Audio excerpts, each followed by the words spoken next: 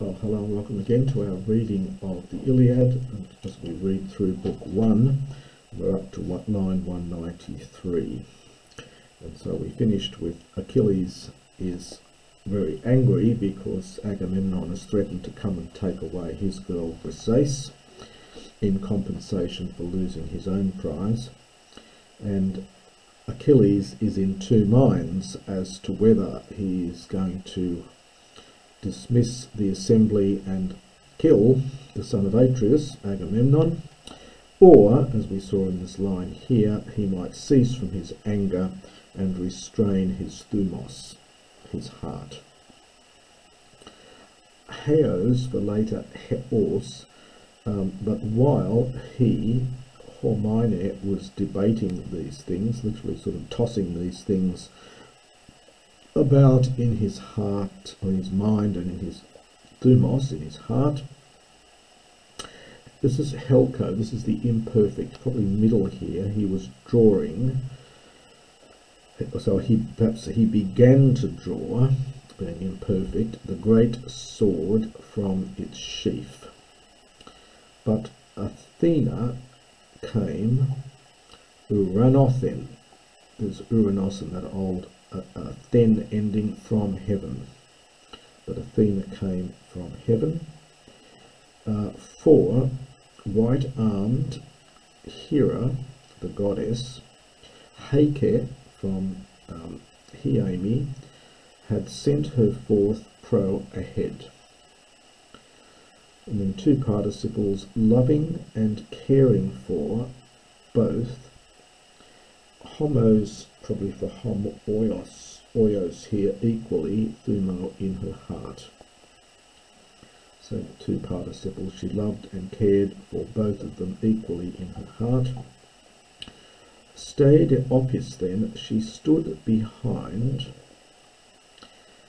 Hele, this is from Hyreo, and this is Halon, but it's not augmented here. So she took hold of the son of Peleus by his yellow hair. Phinomenon appearing oioi to him alone, oios. So appearing to him alone. And utis, no one else, no one from all of the others, horato, saw her. And this is a past tense here, so none of the others was seeing her. Thambasin Achilles was astonished. Thambio is generally the word you use when something miraculous happens and you are amazed at it. Continues on with this meaning into the New Testament, of course. You'll see this word commonly when miracles are performed, that everyone is amazed, and this is the verb they use. And so Achilles is amazed, normally has some divine aspect to it. Meta et trapeto, this is from metatrepamai, so he turned around, and immediately egno, he recognized Pallas Athena. And now we get a dual here, Dano Osse. So her terrible eyes, the hoi is probably for her, dative of the possessor here. So this is for our ter, dative. So her two terrible eyes, Phanathen, is from, this is a common form here. It's what you would normally write as Van Thersan, appeared, and it gets this shortened form Va'anthen, which is very handy to fit the meter here. The original standing for Athenethersan. So her shining eyes, so her terrible eyes were shining. And speaking, she addressed him with winged words. Tipti, this is for pote, why ever offspring of Agis bearing Zeus, have you come, perfect from Erchomai, have you come now, perhaps. Why ever then now have you come, O offspring, O daughter of Agis bearing Zeus? And then this is to introduce a question here. We've got a question at the end. Is it in order that Ide you might see the hubris, the insolence of Agamemnon, son of Atreus? Al ektoi ereo, but I will speak out to you, so I will speak to you, and this I think, oi, you normally get the middle form oiamai, but this is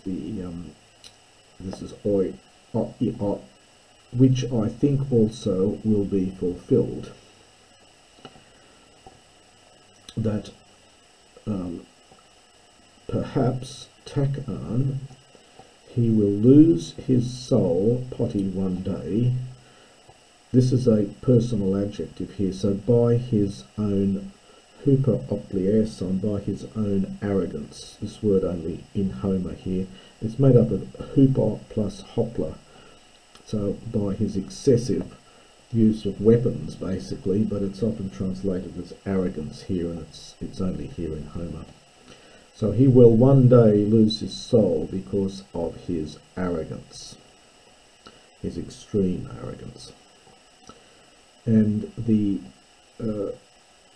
grey-eyed Athena, the goddess, addressed him then, I have come, because he asked her, why, what are you doing here? And she says, I have come, paususa, notice the sigma in here, so it's with the intention of putting an end to your anger, of causing your anger to cease.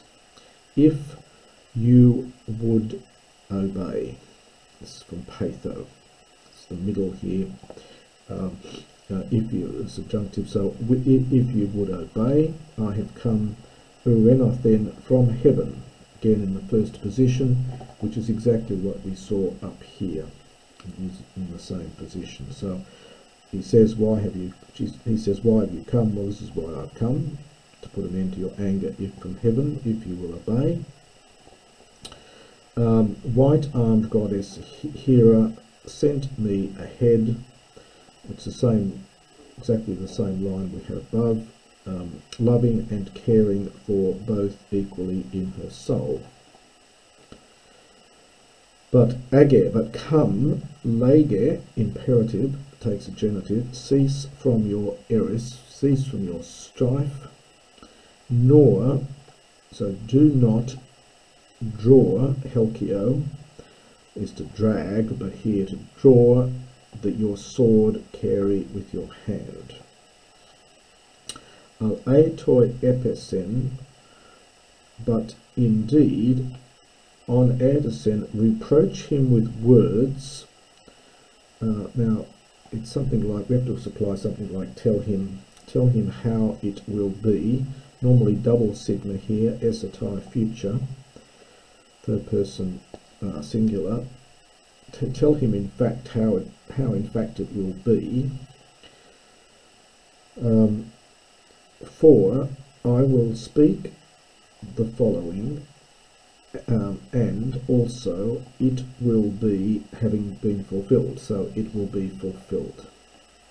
You'll notice that the speech of Athena here is full of these short clipped little clauses, perhaps because of the urgency of the situation. She hasn't got time for long detailed